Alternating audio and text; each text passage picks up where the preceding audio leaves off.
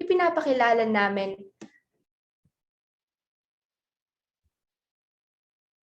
Ipinakikilala namin ang panlimang speaker natin ngayon ng hapon, si Professor Maricel Badilla.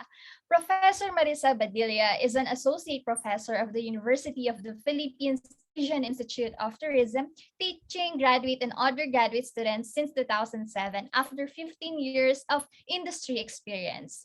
She has a PhD in communication, a Master of Arts in Communication Research, and a Bachelor of Science in Tourism from the University of the Philippines. She has worked on various training programs and tourism master plans for DOT, TIAZA, and NEDA.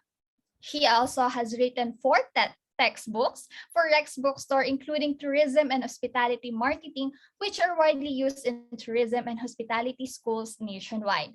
Additionally, she is currently the president of the UP AIT Alumni Association.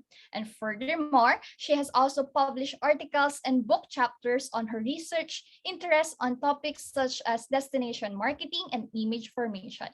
Everyone, let us all give a warm welcome to Professor Maricel Gatchalian-Badilla. Magandang araw sa inyong lahat. I know it has been a full afternoon. So, kukumustahin ko muna kayo. Okay? Nakakapag-unmute ba or even just sa chat? Can you write one word about how you are feeling today?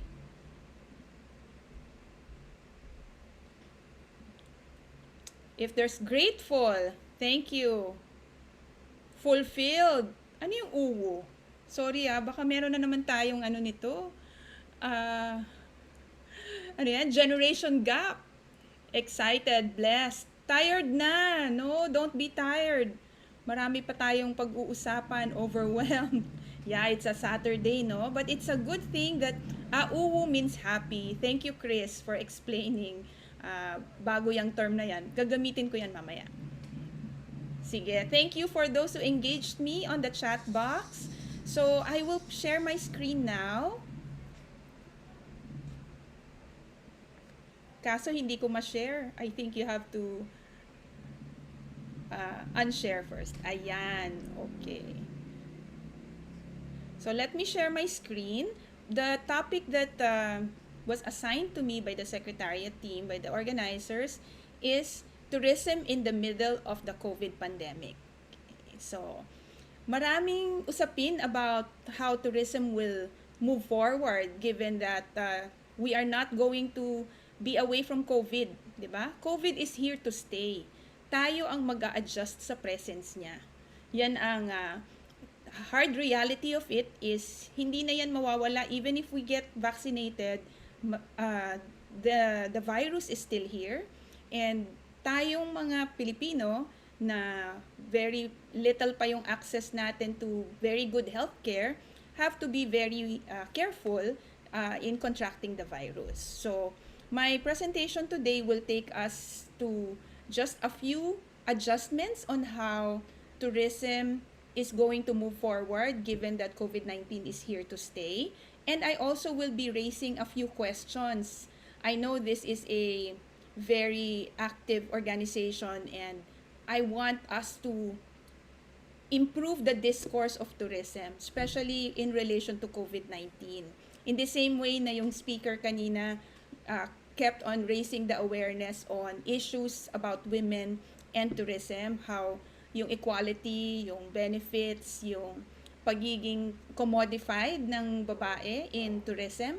Ngayon, meron din, we are looking at tourism as a way to achieve sustainable development goals, but it is also because of COVID-19 that tourism, yung inclusivity in tourism is now questioned, no? May mga questions ako sa inyo later about it. Okay, so let's get started. Okay. May tanong ako, Pilipinas ka ba? Sige, sagutin niyo ako sa chat. Alam niyo yung sagot dyan, di ba? Pilipinas ka ba? Ba, walang sumasagot. Oo, happy? Diba sabi niyo sa akin, Pilipinas ako. Pilipino ako. Okay. Pag tinanong kayo ng hugot line, Pilipinas ka ba? Anong sagot? Bakit po? Thank you, Mark Joseph. Ayun, nagets nyo na. Bakit po? Kasi, gusto kong tanong kung Pilipinas ka ba? Cause it's more fun kapag kasama kita. Ang corny ni ma'am. Sige, I asked that question because I know seeing the program, I think I'm the 4th or 5th speaker. So pagod na kayo. But I want you to consider this as another avenue. I think most of you are tourism major, so always pag may tourism major, it's always fun. Yung campus namin sa UP, ang second na pinakamaingay, I've been to the most maingay which is MASCOM, but it's AIT, the fun-loving people of the Asian Institute of Tourism, na talagang pag pumunta ka sa AIT at pasukan, alam na alam mo yung, ramdam na ramdam mo yung presence ng mga bata, ng mga estudyante. So, I hope you'll stay with me throughout the duration of my presentation.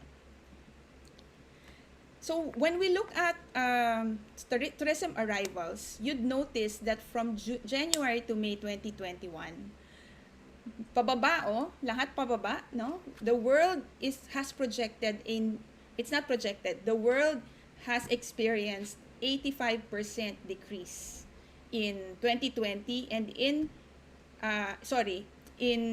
January to May 2021, which is more than the 2020 decrease. So talagang zero, kung tutuusin, talagang handful ang international travel. So from bad in 2020, it has gone to worse. And this is from UNWTO results, no? And in Asia Pacific, tayo yon, we experienced the most decline, the worst in travel history, the worst international travel arrivals in probably the history of the world. Asia Pacific at negative 95. Okay? And hindi pa tapos ang taon. 'Di ba? So tataas pa 'to. And what does that leave us with? As tourism students, no? Meron kayang trabahong nag-iintay sa inyo when you finish? I believe so. Okay?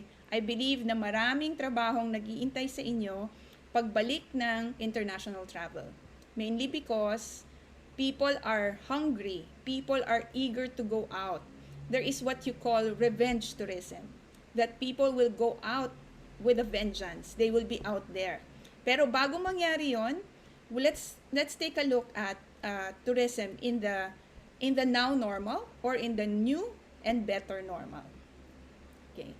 It is noticed that there are 2 million jobs lost and a 37 billion decrease in revenue. Okay, based on a June 2021 economic impact report. Okay, wala pa dyan yung communities that are affected, and we're just talking about income and job loss. Okay. And tourism has become the most affected industry because of COVID-19. So what is tourism under the new normal? The recovery of tourism in the new normal will be gradual. Unti-unti siya. Slowly, borders will be open to specific individuals, di ba? The travel bubble.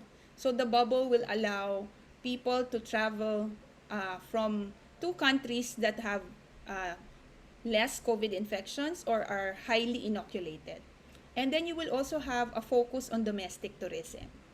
Prior to COVID-19, everyone wanted to go out. Everyone had a long line going to apply for passports. Okay? But since the borders are closed, a lot of people will now move towards the focus on domestic tourism. May tagline before, huwag kang maging dayuhan sa sariling bayan. When I was starting to teach in the university, ang lagi kong unang tanong sa aking mga freshmen is, kung ang biyahe papuntang Davao at papuntang Malaysia ay pareho lang ang gagastusin mo, saan ka pupunta? Okay. Sadly, ang sagot ay pupunta sila ng Malaysia at hindi sila pupunta sa Davao. Okay. Mainly because nandun tayo sa pag-iisip na mas masarap magbiyahe, mas masarap lumabas ng bansa. Okay. But because of COVID-19, the focus now will go back to its roots of domestic tourism. Okay. In fact, prior to COVID-19, kung meron tayong tourist arrivals of let's say 7 to 8 million, domestic travel in the Philippines is 10 times more than its international travel. And what more? Now, new normal. So we travel within the region. Sadly, para sa atin na nandito sa Metro Manila, nasa bubble din tayo. Nasa bubble where the action is. So we are not allowed to travel for leisure outside NCR Plus. Another view that I see of tourism under the new normal is that tourists will become more selective. Unlike before, na tourists go to the major tourist spots, after COVID-19, let's say not after, when the rules of the IATF eases up, tourists will be more selective on the destinations they will travel to. Iisipin nila dyan yung social distancing, marami bang tao dyan, mahal ba o mura, marami bang discounts, okay, flexible ba yung travel pagka kailangan kong i-cancel dahil nagka-COVID ako, malaki ba yung penalties, okay, yung flexibility of transferring dates, okay. So tourists will become selective of destinations and establishments. Okay. There will also be leaning towards outdoor activities. Okay. Bihira na yung mag-stay sa room, okay, yung mga MICE events, yung mga meetings na 8 hours kang nasa loob. Okay. There will be more attraction towards open air. Di ba dati, pagka sa restaurant, gustong-gusto mo sa loob ka kasi naka-aircon. 'Di ba? Pero ngayon mas preferred natin al fresco dahil takot tayong makakontract ng virus when we're inside an air-conditioned room. Okay. There will also be the rise of new and novel products. Products that we have not seen before. Okay. Who would ever imagine hotels offering bento boxes, 'di ba? For take-out. Dati ang hotel, mayabang yan, hindi mo pwedeng i-take out yung pagkain namin kasi mag-iiba yung quality niya. Pero ngayon, they look at yung heated bento boxes so that the quality of the food is preserved and it provides sales.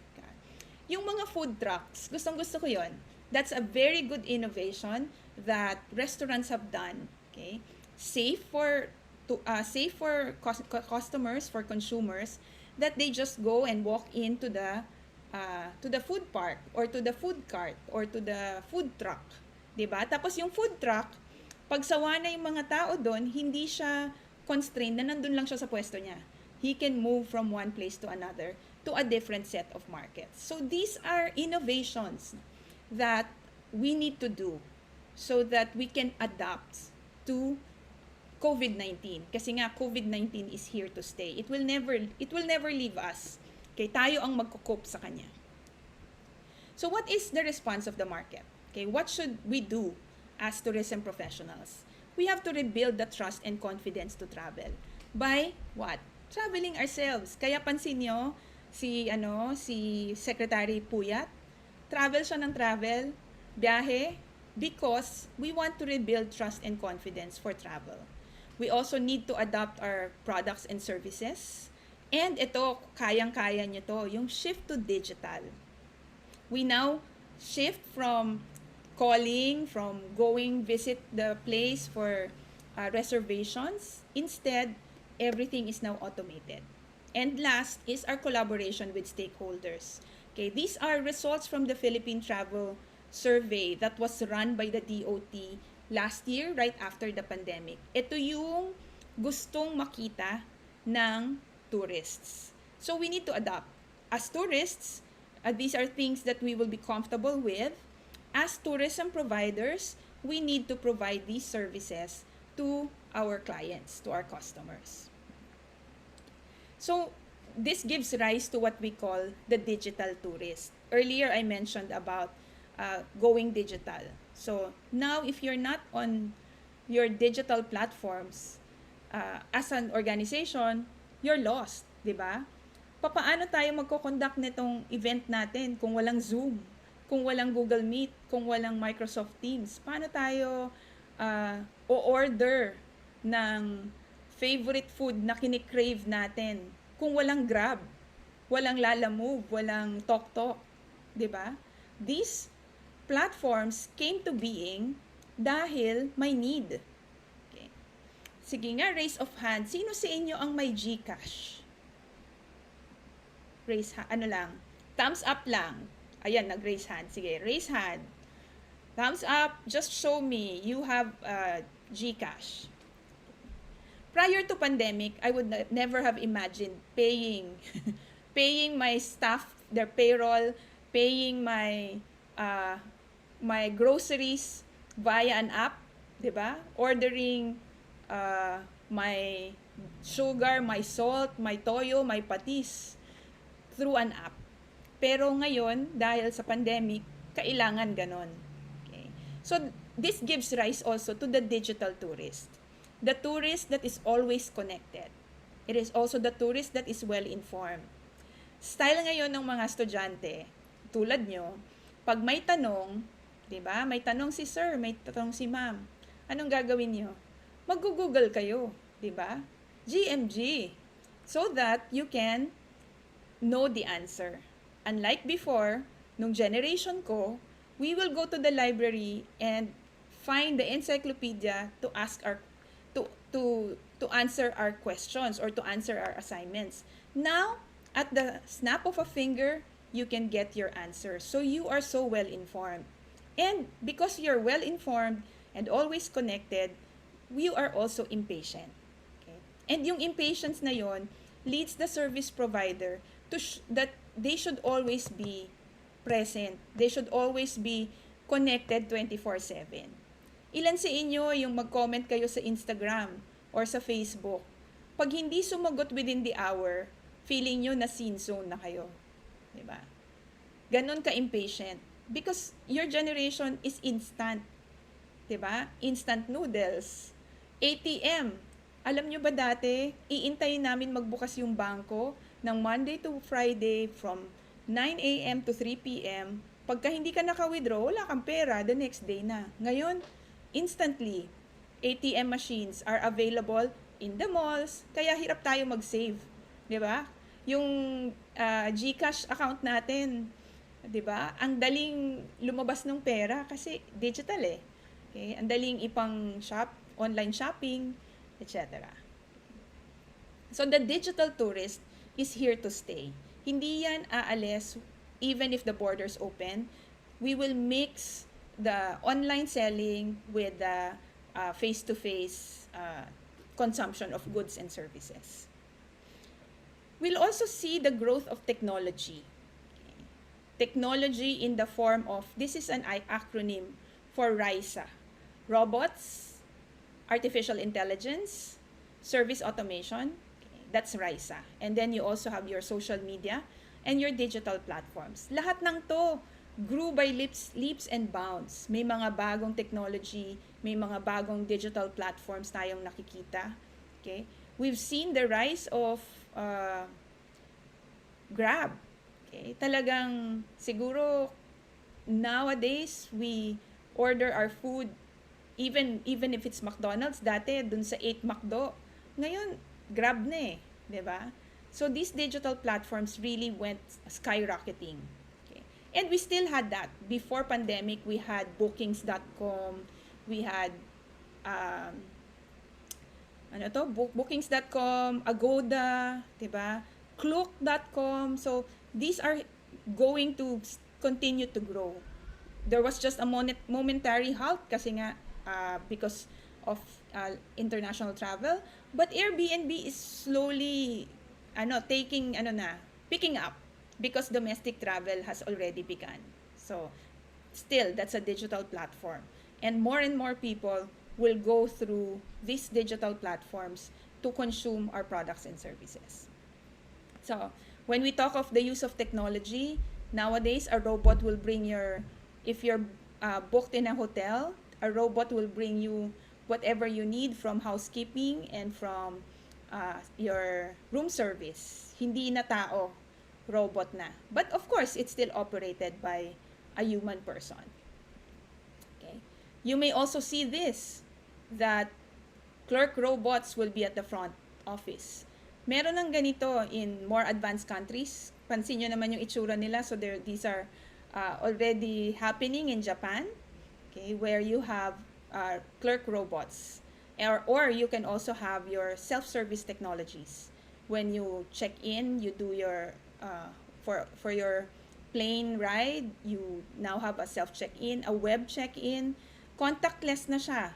From the time you arrive in the airport, ang next contact mo with a human person will be when you're already in the door of the plane to show your boarding pass. But all throughout that process, it can already be self-service. Okay? Nawala na si human touch. Okay? So we've become more high-tech and we've lost the high touch, which is the characteristic, no, the unique characteristic of the tourism consumption. That there are people, di ba? That there's a service provider smiling at you, helping you carry your bags. Now everything is self-service. If you've experienced going on a staycation, okay, last February, that was the one and only time na nag-staycation kaming nung family ko, and our bags, we had to bring the bags up to our rooms by ourselves. When we have room service, there's still a human person bringing the tray, but they only stay up to the door. We have to get the food from the door ourselves. So there was no menu, okay?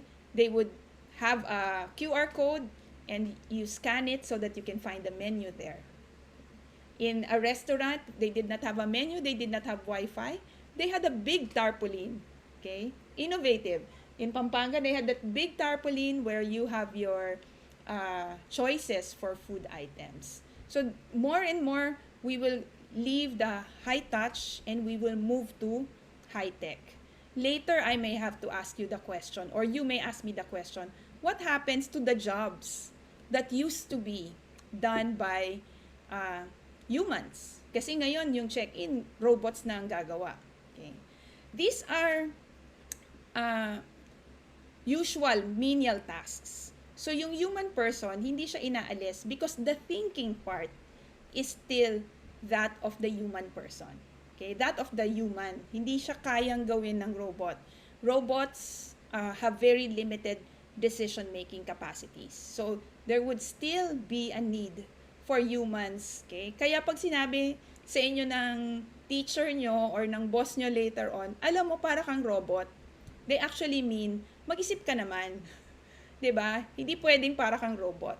Okay. So that's not a good thing when people tell you parang a robot.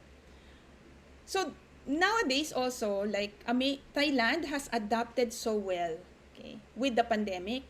They now have this campaign called the Phuket Sandbox. I have no slide for that, but that's the Phuket Sandbox where people in quarantine, instead of going to a city hotel, like what we're doing, bababa ka, tas kung hotel malapit sa airport, dun ka magsistay.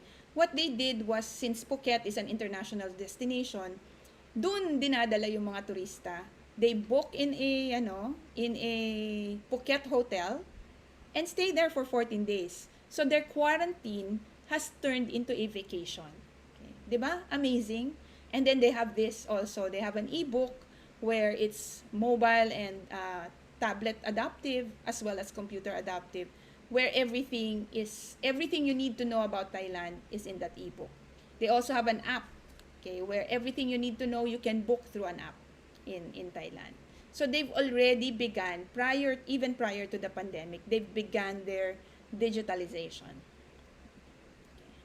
Also, you will always have to look for the safe travel seal. Okay, this is awarded by the World Travel and Tourism Council, where you look at health, safety, and crowd control. If you're certified, if you have that safe travels seal, it means you comply with the health safety standards that is given by the World Travel and Tourism Council. Also crowd control, iba yung entrance, iba yung exit, minimal touch with the customer provider. Okay, yung smile natin, 'di ba? Hindi na 'yon kita kasi may mask. Okay, so now we are being taught to smile with our eyes. 'Di ba? So punta kayo sa salamin, practicein niyo.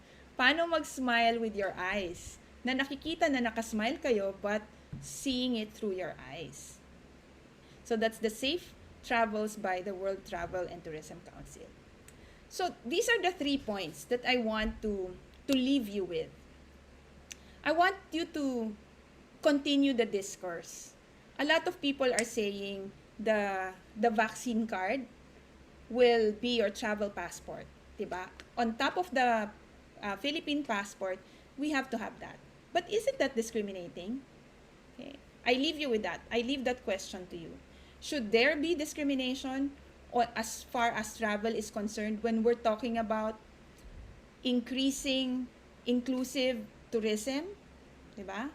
Why will you discriminate the ones without vaccine? Okay. Question number 1. Question number 2.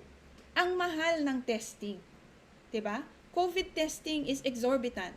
So instead of that fee going towards availing of travel services, you add that to your travel cost. Okay, and I think this will stay on for a long time. You will have to input in your travel budget your cost for testing.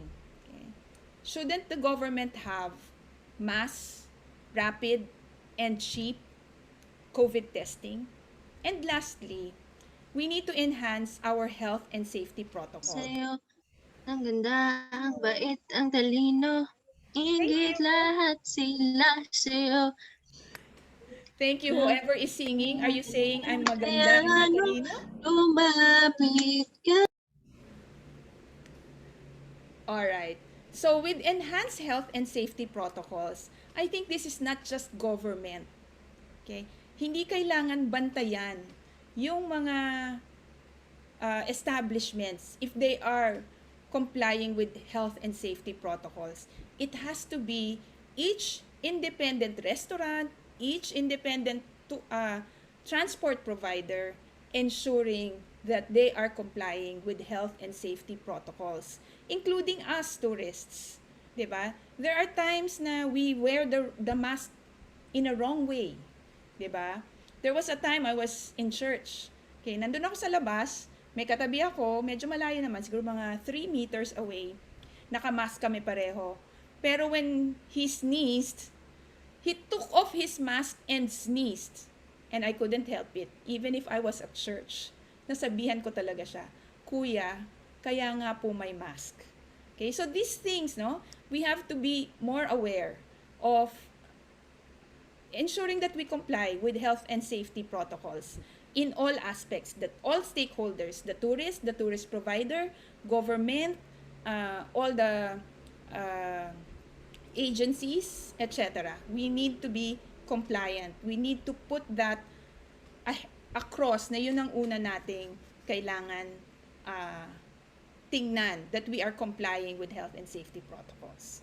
So that in the future, we can again experience beautiful destinations such as this. And I would like to encourage you to give emerging destinations a chance. Huwag na tayong pumunta sa Boracay.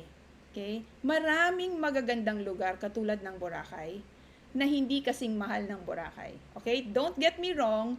I am saying na don't go to Boracay as a pun. Okay? Because there are so many other destinations that is visit worthy. Okay? Hindi lang Boracay, hindi lang Siargao, hindi lang San Juan Laia, okay? Marami pa. And we need to be at the forefront, okay, of ensuring that these places also get tourism revenue. Okay? Hindi lang yung mga kilalang places. And this is where community-based tourism will be at work. And knowing your stand as very much into student activism, ito yung mga natin, ito yung mga issues na pick upin natin.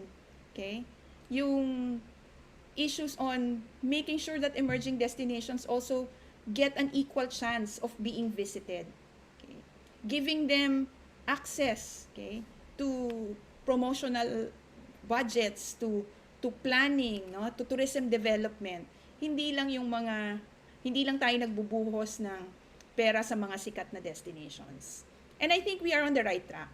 I've had recent training programs with Quirino, with Santa Ana, Palawi Island in Santa Ana this coming second week of October. And these are all government funded, which is good.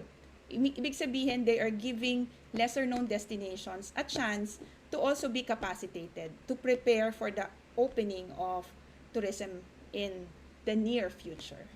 Yan. So these are places that hindi kailangan sa sikat na lugar. This is in Quirino. That's it, so that when we move towards a new and better normal, we are ready, we are equipped, and we are raring to go. Thank you. If you want to continue the conversation, ito po ang aking mga social media channels and my email. Thank you. If you have questions, I'm ready to answer. Maraming salamat po, Professor Maricel Badilla, sa isang malaman na diskusyon tungkol sa sektor ng turismo. At makikita nga naman natin, no, from Ma'am Badilla's talk na yung kahalagahan ng pagtangkilik sa sariling atin as we slowly recover from the health crisis we are currently facing. At bilang mga tagapagtaguy ng turismo, tungkulin natin na maipaabot sa ating mga kapwa Pilipino ang kahalagahang ito sa pamamagitan ng angkop at mga bagong pamamaraan. At syempre, patuloy din po dapat ang panawagan natin sa hashtag #MaxVaccinationNow at mass testing now.